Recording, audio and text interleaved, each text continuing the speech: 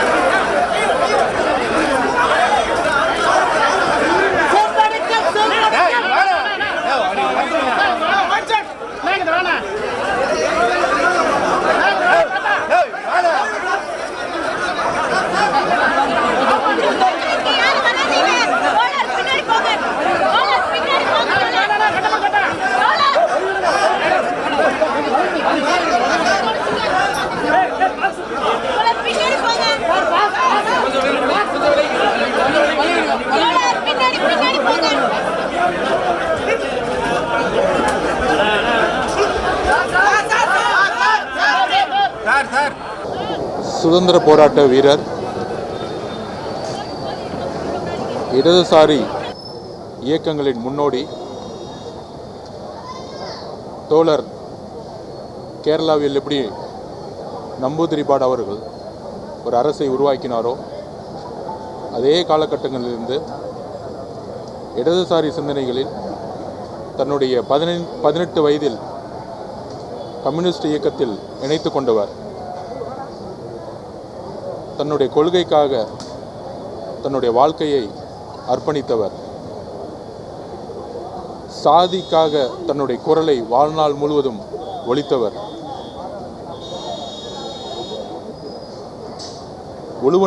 உழுபவனுக்கே நிலம் என்கின்ற கோஷத்துடன் தன்னுடைய அரசியல் வாழ்க்கையை துவங்கி கிட்டத்தட்ட ஒரு 7 வருஷம் சிறையிலே இருந்தவர். எந்தவிதமான அடக்குமுறைக்கும் அஞ்சாமல் ஆதிக்கத்திற்கு எதிராக குரல் கொடுத்தவர். 1990களில் சாதி கலவரங்கள் ஏற்பட்ட பொழுது தன்னுடைய மாமனாரை இழந்தாலும் இரு சமூகங்களுக்கும் ஒற்றுமை நிலவ அரும்பாடுபட்டவர். தன்னுடைய பிறந்தநாள் அன்னைக்கு 1 கோடி ரூபாய் இடதுசாரி தோழர்கள் கொடுத்த போதும் கட்சிக்காக கொடுத்தவர்.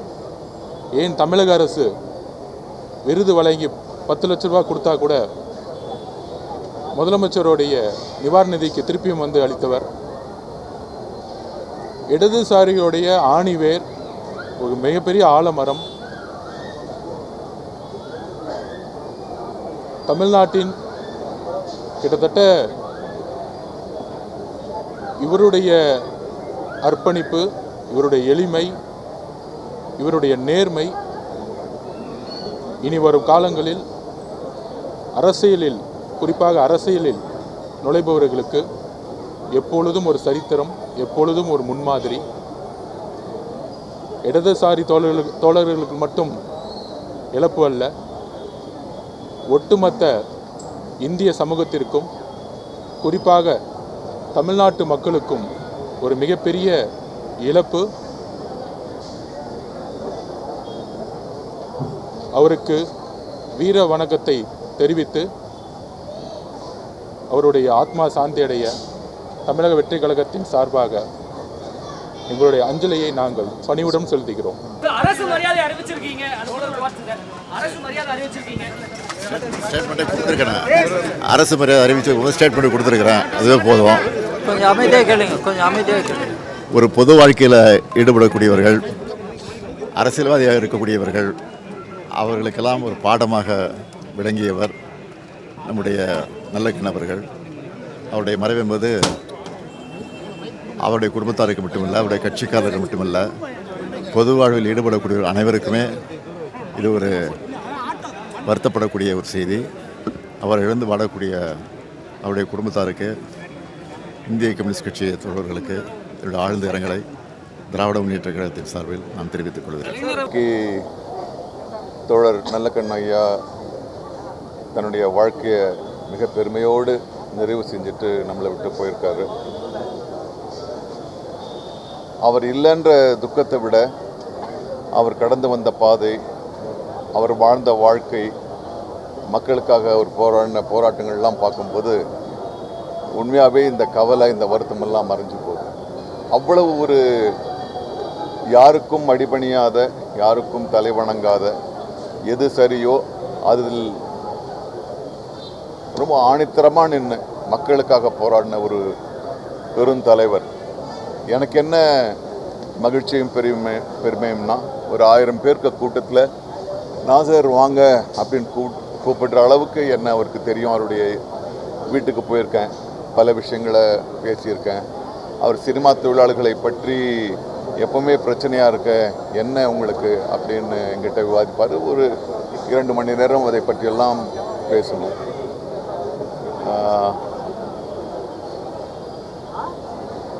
தெரியல, எனக்கு இப்போ இருக்கிற அரசியல், இன்றைக்கு இருக்கிற அரசியலில் நல்லக்கண்ணு ஐயா தான் கரைபடாத ஒரு மிகச்சிறந்த ஒரு அரசியல்வாதியாக இருந்திருக்கணும். எனக்கு அவருடைய வாழ்க்கையிலிருந்து ஏதாவது ஒரு விஷயத்தை, அவர் கடைபிடித்த ஒரு விஷயத்தை நானும் கடைபிடித்து அவரை என்னோட தக்க வச்சுக்கணும்னு நினைக்கிறேன். மற்றபடி அவருடைய குடும்பத்தாருக்கு, அவருடைய தோழர்களுக்கு என்னுடைய நெஞ்சார்ந்த மனதாபங்கள். ஒவ்வொரு பிறப்பும் இந்த பூமிக்கு ஒரு செய்தியை கற்றுக்கொள்ள வருகிறது. ஒவ்வொரு இறப்பும் இந்த பூமிக்கு ஒரு செய்தியை கற்றுத்தந்து போகிறது. தோழர் நல்லகண்ணு அவர்களின் இறப்பு இந்த பூமிக்கு, பொது வாழ்க்கைக்கு ஒரு செய்தியை கற்றுத்தந்து போயிருக்கிறது என்றே நான் கருதுகிறேன். பொது வாழ்க்கைக்கு வருகிறவர்கள் சத்தியத்துக்கு கட்டுப்பட்டவர்களாய், தன்னல மறுப்பும் பொதுநல பொறுப்பும் உடையவர்களாய், தியாகத்தின் சின்னங்களாய், மக்களுக்காக வாழ்கிறவர்களாய், இந்த மண்ணுக்காக வாழ்கிறவர்களாய் திகழ வேண்டும் என்ற செய்தியை இந்த மண்ணுக்கு கற்றுத்தந்து போகிறது என்றே கருதுகிறேன். பொது வாழ்க்கைக்கு வருகிறவர்கள் என் உடல், பொருள், ஆவி மூன்றையும் இந்த மண்ணுக்கே அர்ப்பணிப்பேன் என்று சபதம் செய்கிறார்கள். சபதம் செய்கிறவர்களெல்லாம் அதை நிறைவேற்றுகிறார்களா என்ற கேள்வி மக்கள் மத்தியில் நிலவுகிறது. ஆனால் உடல், பொருள், ஆவி இந்த மூன்றையும் இந்த மண்ணுக்கே அர்ப்பணித்த பெருமகன் தோழர் நல்லகண்ணு என்பதற்கு சான்று தர விரும்புகிறேன். அவர் உடலை தந்தார். அவர் உடல் சிறை கம்பிகளுக்கு தந்தார். தடியடியை தோள்களின் மீது ஏற்றுக்கொண்டார். துப்பாக்கி குண்டுகளுக்கு மார்பு காட்டினார். உடல் வாதையை, துன்பத்தை அனுபவித்தார். இப்படி மக்கள் நன்மைக்காக உடல் கொடுத்தார். உடல் பொருள் கொடுத்தாரா எனில் பொருளும் கொடுத்தார். கம்யூனிஸ்ட் கட்சி தனக்கு தனிப்பட்ட முறையில் வழங்கிய 1 கோடி ரூபாயை கட்சிக்கே வழங்கினார். தமிழ்நாடு அரசு தகைசால் தமிழர் என்று வழங்கிய விருது தொகை ஒரு 10 லட்சத்துக்கு இவர் ஒரு 5000 சேர்த்து 10,50,000 அரசுக்கே திருப்பி கொடுத்தார். இப்படி பொருளை இந்த மண்ணுக்கு கொடுத்தார். உடல் கிடத்தப்பட்டிருக்கிறது அவரது உடல். அந்த உடல் கூட அவருக்கு சொந்தமில்லை. அந்த உடல் அவர் குடும்பத்துக்கு சொந்தமில்லை. அவர் உடல் அவர் கட்சிக்கு கூட சொந்தமில்லை. கிடத்தப்பட்டிருக்கிற அவரது உடல் இந்த மண்ணின் மருத்துவத்துக்கு கொடுக்கப்பட்டிருக்கிறது, ஆய்வுக்கு கொடுக்கப்பட்டிருக்கிறது. சராசரி மனிதன் இறந்தால் அவனை மண் தின்கிறது அல்லது எரி உண்ணுகிறது.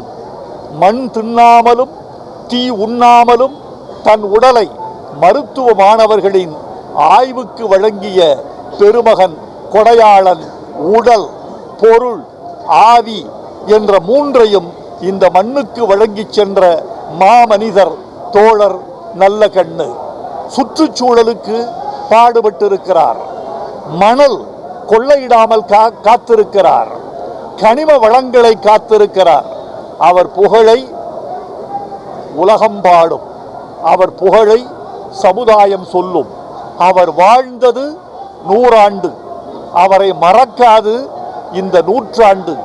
அவர் பெருமை வாழ்க, அவர் புகழ் வாழ்க. அந்த மாமனிதரின் இறப்பிலிருந்து இந்த மண் பாடம் பெறுக. பொது வாழ்க்கை தியாகம் பெறுக. பொது வாழ்க்கை நேர்மை பெறுக. நல்லகண்ணு புகழ் வாழ்க என்று வணங்கி என் செவ்வணக்கத்தை தெரிவித்துக் கொள்கிறேன்.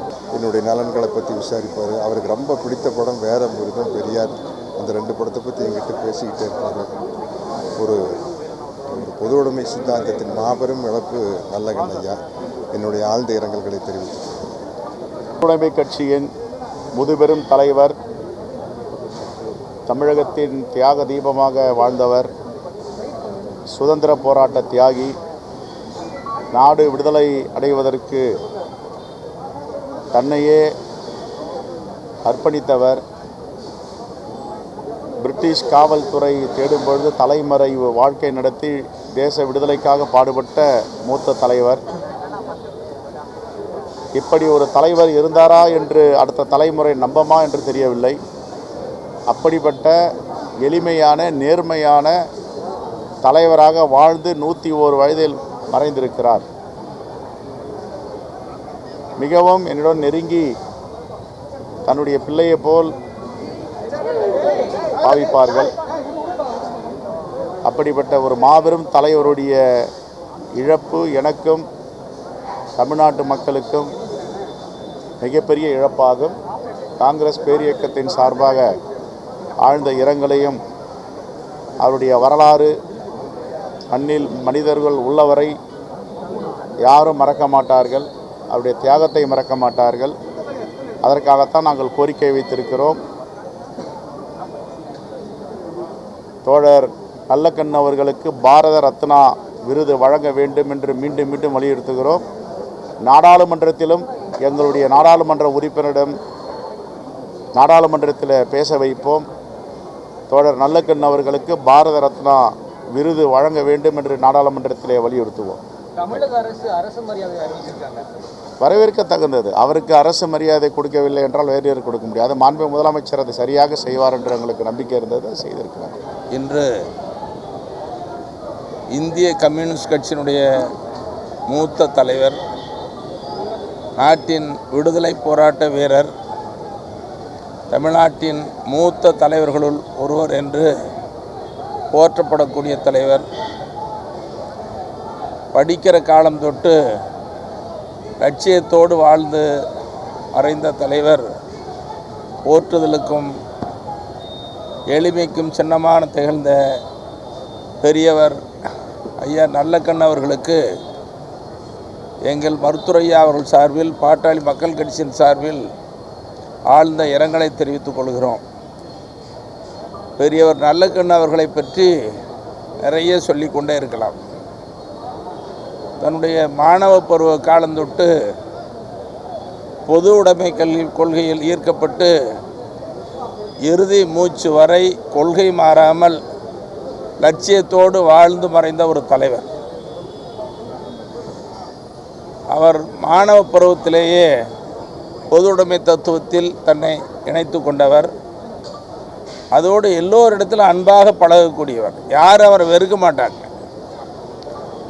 ஏழை எளிய மக்களுக்கு, ஒடுக்கப்பட்ட மக்களுக்கு, அடித்தட்டு மக்களுக்கு தலைமையேற்று பல போராட்டங்களை நடத்தி வெற்றி கண்டவர். என்கிட்ட ரொம்ப பாசமாக இருப்பார். எங்கள் மருத்துவரையா அவர்கள் மீது அதிக மரியாதை கொண்டவர். என்கிட்ட ரொம்ப பிரியமாக இருப்பார். எளிமைன்னா அவர் தான், உண்மைன்னா அவர் தான், நேர்மைன்னா அவர் தான். அவ்வளோ எல்லோருக்கும் பொது வாழ்க்கையில் எடுத்துக்காட்டாக வாழ்ந்த ஒரு முன்னோடியான தலைவர் என்பதை இந்த நேரத்தில் பெருமையோடு சொல்லிக் கொள்கிறேன். ஒரு முறை காங்கிரஸ் கட்சியை சார்ந்த நண்பர் ஒருவர் பேசினார். அவர் பேசும் பொழுது, தமிழ்நாட்டில் எங்கள் தலைவர் எளிமையாக வாழ்ந்த பெருந்தலைவர் காமராஜர் ஆட்சி அமைப்போம்னு சொன்னார். அப்போ உடனே அன்றைய முதலமைச்சராக இருந்த கலைஞர் அவர்கள் குறுக்கிட்டு, நானும் காமராஜர் ஆட்சியை தான் கொடுக்குறேன், ஆனால் பெருந்தலைவர் காமராஜர் எளிமையாக வாழ்ந்தவர், இன்றும் வாழ்ந்து கொண்டிருக்கிற தலைவர்கள் கம்யூனிஸ்ட் கட்சியினுடைய தலைவர் நல்லக்கண்ணு, அப்புறம் நண்பர் ஜி.கே. மணின்னு சொன்னார். என்னை பற்றி சொல்கிறதுக்காக இல்லை, பெரியவர் நல்லக்கண்ணு அவர்கள் எவ்வளவு எளிமையாக வாழ்ந்தார் என்பதற்கு கலைஞர்லேருந்து எங்கள் மருத்துவரையாவிலிருந்து எல்லா புரட்சித் தலைவர்லேருந்து எல்லா தலைவர்களும், எந்த கட்சி தலைவர்களும் அவரை ஏற்காத மறுக்காத தலைவர்களே இல்லாத அளவிற்கு தமிழ்நாட்டில் ஒரு எளிமையாக வாழ்ந்த மறைந்த தலைவர். 101 வயது. நீங்கள் நினச்சி பாருங்கள், பொது வாழ்க்கையில் அவ்வளோ காலம் வாழ்கிறது ரொம்ப கஷ்டம். அப்படி நீண்ட காலம் வாழ்ந்து மறைந்த, எளிமையாக வாழ்ந்த, கொள்கையோடு வாழ்ந்த, இன்று லட்சியம் தமிழ்நாட்டிற்கு பேர் இழப்பாக அமைந்திருக்கிறது. அவர் மறைவு என்பது லட்சியத்திற்கு பெரிய இழப்பு. தமிழ்நாடு இழப்பை கண்டிருக்கிறது, லட்சியத்தை இழந்திருக்கிறது என்பதுதான் இந்த நேரத்தில் குறிப்பிட்டு சொல்ல விரும்புகிறேன். ஆகவே பெரியவர் ஐயா நல்லக்கண்ணு அவர்களின் மறைவுக்கு எங்கள் மருத்துவரையா அவர்கள் சார்பில், பாட்டாளி மக்கள் கட்சியின் சார்பில் ஆழ்ந்த இரங்கலை தெரிவித்துக் கொள்கிறோம். அவரை பிரிந்து வாடும் அவரது குடும்பத்தினர்கள், உறவினர்கள் உள்ளிட்ட கம்யூனிஸ்ட் கட்சியுடைய தோழர்கள் அத்தனை பேருக்கும் அனுதாபத்தையும் ஆறுதலையும் தெரிவித்துக் கொள்கிறோம். இந்திய கம்யூனிஸ்ட் கட்சியினுடைய மூத்த தலைவர், கம்யூனிஸ்ட சித்தாந்தத்தின் அடிப்படையில் இயக்கத்தினுடைய தோழர்கள் எவ்வாறு அரசியல் நாகரிகத்தோடு நடந்து கொள்ள வேண்டும் என்று எடுத்துக்காட்டாக திகழ்ந்த ஒரு மாபெரும் தலைவரை இன்றைக்கு தமிழகம் இழந்திருக்கிறது. அவர் கடினமான பாதையில் நடந்து வந்து ஒரு அரசியல் நாகரிகத்தோடு அரசியல் பணியில் ஈடுபடுபவர்கள் எவ்வாறு நடந்து கொள்ள வேண்டும், பொது சேவையில் ஈடுபட்டிருப்பவர்கள் எவ்வாறு நடந்து கொள்ள வேண்டும் என்ற அடிப்படையில் அனைத்து அரசியல்வாதிகளுக்கும் எடுத்துக்காட்டாக இருந்த ஒரு மாபெரும் தலைவரை நாம் இன்றைக்கு இழந்திருக்கிறோம். அவர் காட்டிய வழியில், அவர் இந்த நாட்டிற்கு செய்த அரும்பணிகள், தியாகத்தை எண்ணி கம்யூனிஸ்ட் சித்தாந்தத்தின் அடிப்படையில் நாம் எவ்வாறு நம்முடைய அரசியல் பயணத்தை செயல்படுத்திட வேண்டும் என்ற அனைத்து நிலைகளும் நின்று நல்வாழ்வு கேட்ட ஒரு நல்ல தலைவரை, பண்பான தலைவரை நாம் இன்றைக்கு இழந்திருக்கிறோம். அவரை இழந்து மனசக்தியோடு வாழ்ந்து கொண்டிருக்கின்ற கம்யூனிஸ்ட் நண்பர்களுக்கும் தோழர்களுக்கும் ஐயா நல்லக்கண்ணு அவருடைய குடும்பத்தாருக்கும் எங்களுடைய ஆழ்ந்த இரங்கலை தெரிவித்து, அவருடைய புகழ், அவருடைய அரசியல் நாகரிகம் இந்த நாடு உள்ளவரை அவருடைய புகழை பாடிக்கொண்டே இருக்கும் என்பதையும் நினைவு கூறுகிறேன். இந்திய கம்யூனிஸ்ட் இயக்கத்தின் முதுபெரும் தலைவர், இந்திய அளவிலும் சரி தமிழ்நாட்டு அளவிலும் சரி ஒரு மாபெரும் கம்யூனிஸ்ட் இயக்கத்தின் தலைவராகவும், பொது வாழ்வில் நேர்மை, தூய்மை, தனிமனித ஒழுக்கம், அறம் சார்ந்த ஒரு வாழ்வு வாழ்ந்த மகத்தான தலைவர், என்னுடைய பெரும் மதிப்பிற்குரிய ஐயா நல்லக்கண்ணு அவர்கள் இறப்பு என்பது நம்முடைய தமிழ்நாட்டிற்கும் இந்தியாவிற்கும் கம்யூனிஸ்ட் இயக்கத்திற்கும் ஒரு மாபெரும் ஈடு செய்ய முடியாத பேரிழப்பாகும்.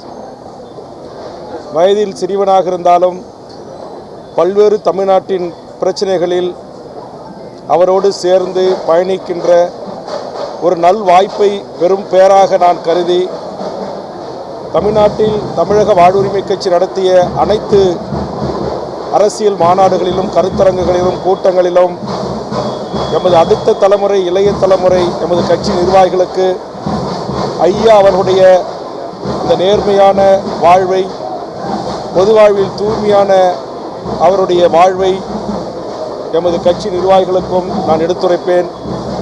பள்ளி கல்லூரி மாணவர்களை சந்திக்கின்ற போதும் நாம் வாழுகின்ற காலத்தில் இப்படி ஒரு மகத்தான தலைவன் வாழ்ந்து கொண்டிருக்கிறார் என்கிற செய்தியை என்னால் இயன்ற அளவுக்கு இளைய தலைமுறைக்கு கடத்திருக்கிறேன்.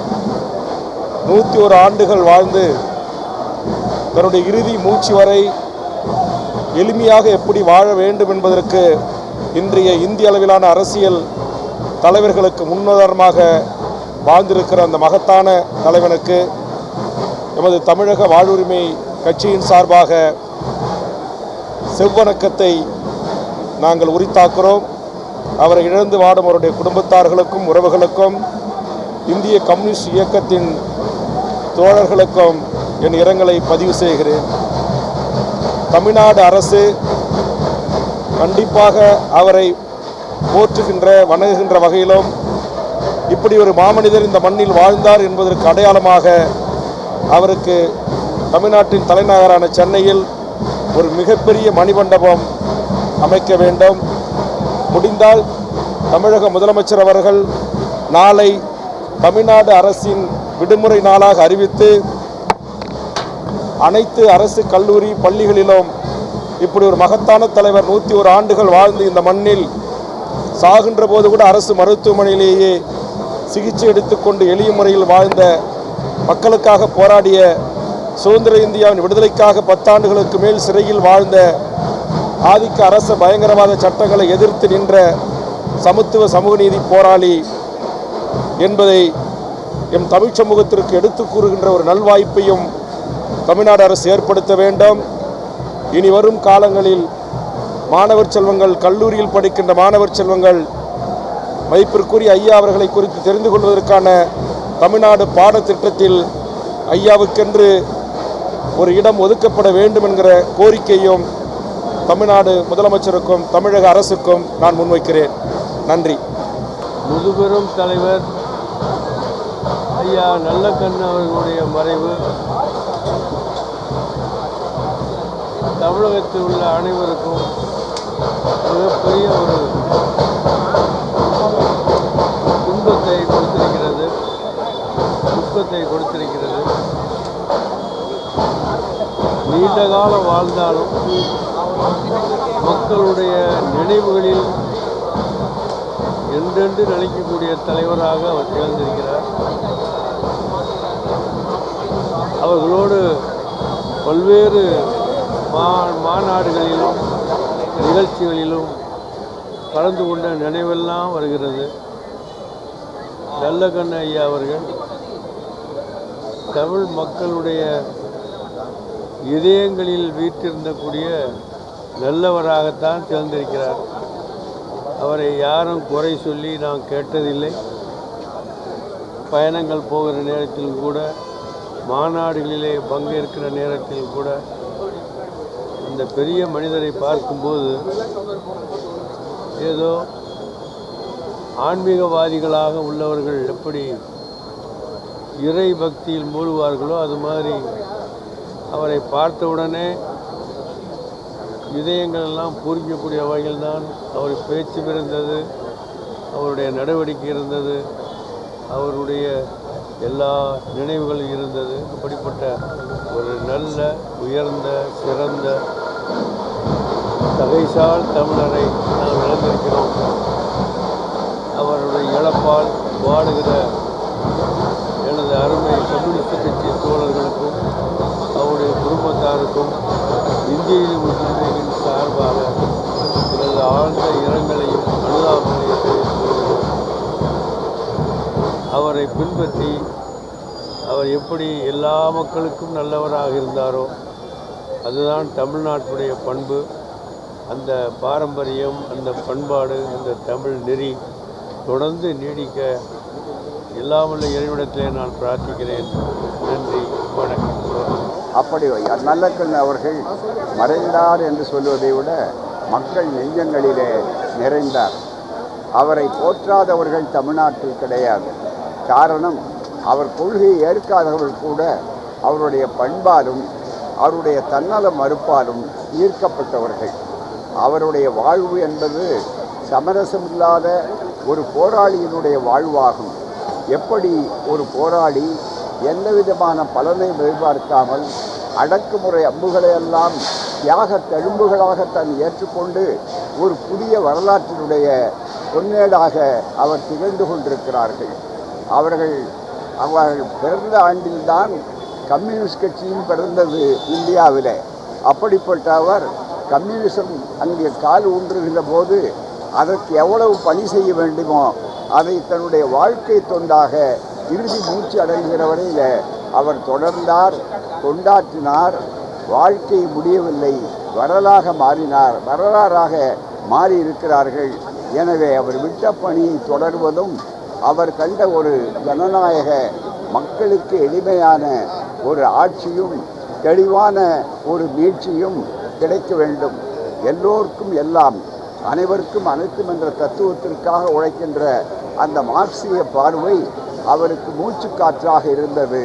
அந்த வகையில்தான் அவர் எல்லோருக்கும் நண்பர் என்றாலும் கொள்கையிலே விடாப்பிடியாக இருந்து வழிகாட்டிய ஒரு மாவீரர்.